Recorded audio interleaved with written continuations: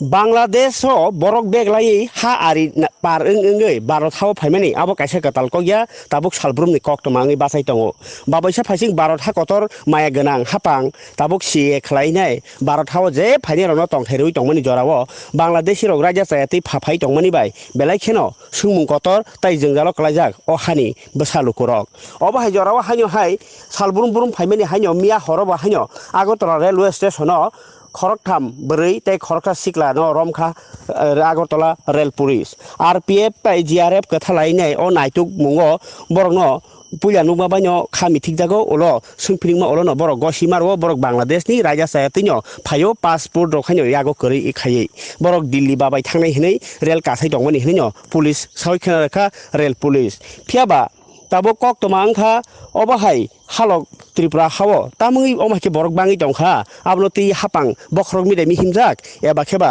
अबाहाय रगनो तामखे कासुनाय वाडवान सुकना आबनो सुमुताबो लुकरकनि actually এটা গতকালকেই অপারেশনটা হয়েছে।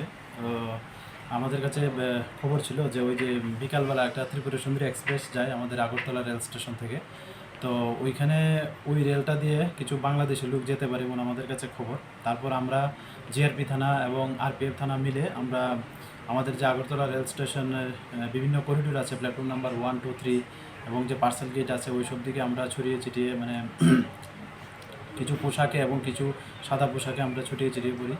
তারপর দেখলাম তিনজন ওমেন এবং একজন ম্যান জাস্ট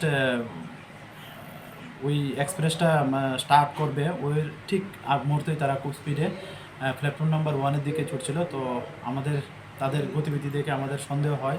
তারপর আমরা তাদেরকে মতলব আটকে জিজ্ঞেস করি যে তাদের বাড়ি কোথায় বা তারা কোথায় যাওয়ার জন্য এত স্পিডে যাচ্ছে। তো প্রথমে তো তারা ওইটাই বলেছিল যে তারা বাংলাদেশি ন্যাশনাল, কিন্তু আমরা যখন জোরালোভাবে জিজ্ঞেস করলাম তখন তারা সবাই স্বীকার করে যে তারা বাংলাদেশি। এবং এর মধ্যে যে চারজনের মধ্যে তিনজন মহিলা এবং একজন পুরুষ। তো একজন পুরুষ সে বলছিল সে কলকাতা যাবে, আর বাকি তিনজন বলছে যে তারা দিল্লিতে যাবে। এটা তাদের বয়ান।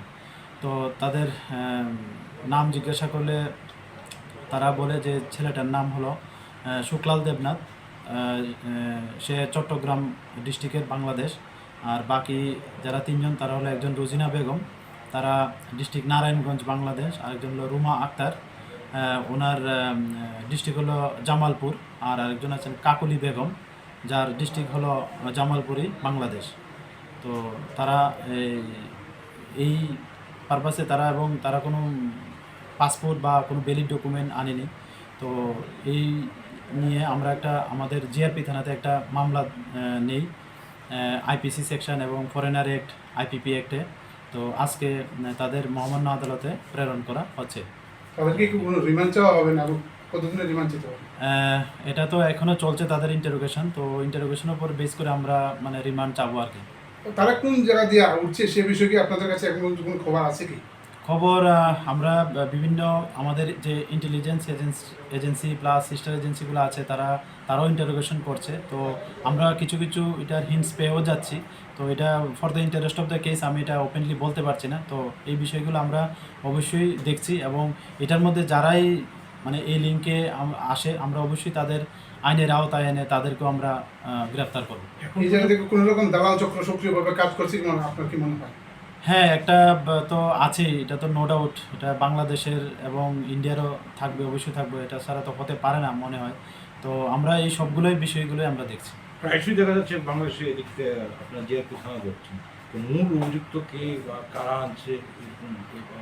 হ্যাঁ, এটা তো প্রথমেই বললাম যে প্রত্যেকটা তারা বিভিন্ন আমাদের যে ত্রিপুরার বর্ডার আছে বিভিন্ন বর্ডার তারা ইউজ করছে।